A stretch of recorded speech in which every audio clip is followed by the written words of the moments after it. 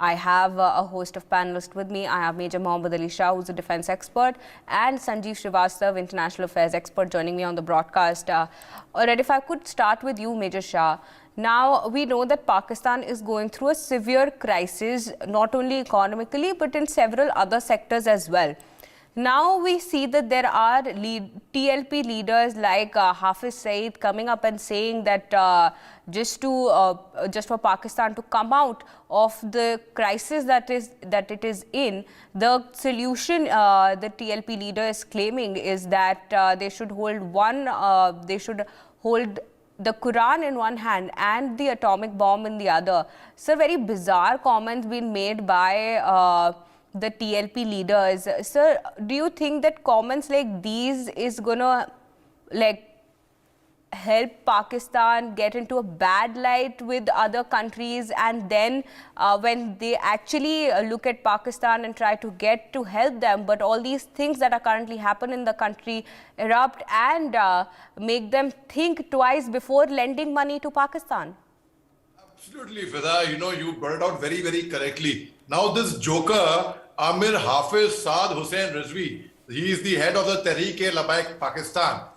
He is a very respected figure in Pakistan, unfortunately. That's the kind of people they revere and they respect and they look up to. His father, in fact, held a very respectable and for Pakistani, I'm saying, he held a very respectable and an influential position in Pakistan. So when his father passed away, there was a wave of people.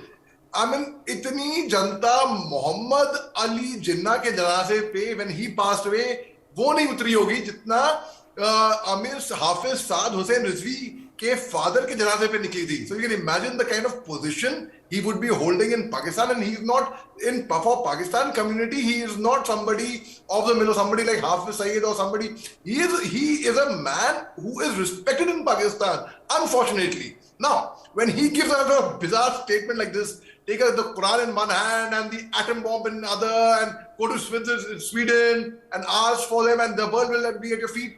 I mean, there cannot be a more ridiculous statement like this.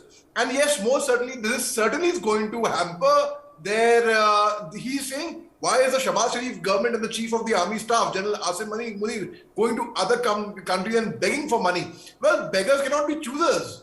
If they have to comply by the IMF, they have to comply. If the IMF have laid down certain conditions, well, Shahbaz Sharif feels if he adheres to those conditions, it would be bad for him. As earlier we had brought out, he would not be able to fight elections properly. That way he will lose support. But provided they will only fight elections if they can have the money. No, agar zinda rahoge tabhi aap lad paoge. Only if you are alive you can fight the enemy. If you are not alive, if you get martyred, you will not be able to fight for your country, right? So similarly, it is the very fact that this joker, this clown, and this most ridiculous statement I've ever heard in my life. It is something like terrorizing the entire world, terrorizing Sweden. I mean, what does he mean? I mean, it is the word Saad, the name is a very beautiful name. Actually, he is an insult to that name. He's an insult to the religion. He's an insult to the entire ideology.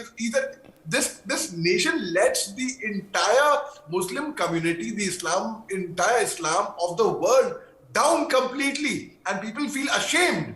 It is really, really most ridiculous, because Saad actually means if I start explaining the meaning of Hafiz, he's a Hafiz, right? Hafiz basically means somebody who knows the Quran by heart. It is there in his mind, it is there in his soul, it's there in his heart. He knows the Quran by heart.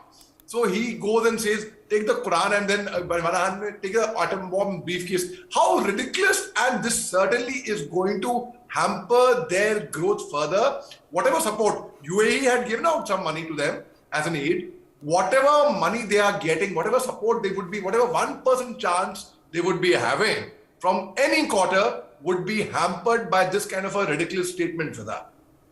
All right, Major Shah, thank you so much for joining us on the broadcast. I would also like to thank Major Mohammed Ali Shah for joining us and giving us his views on the Pakistan economic crisis.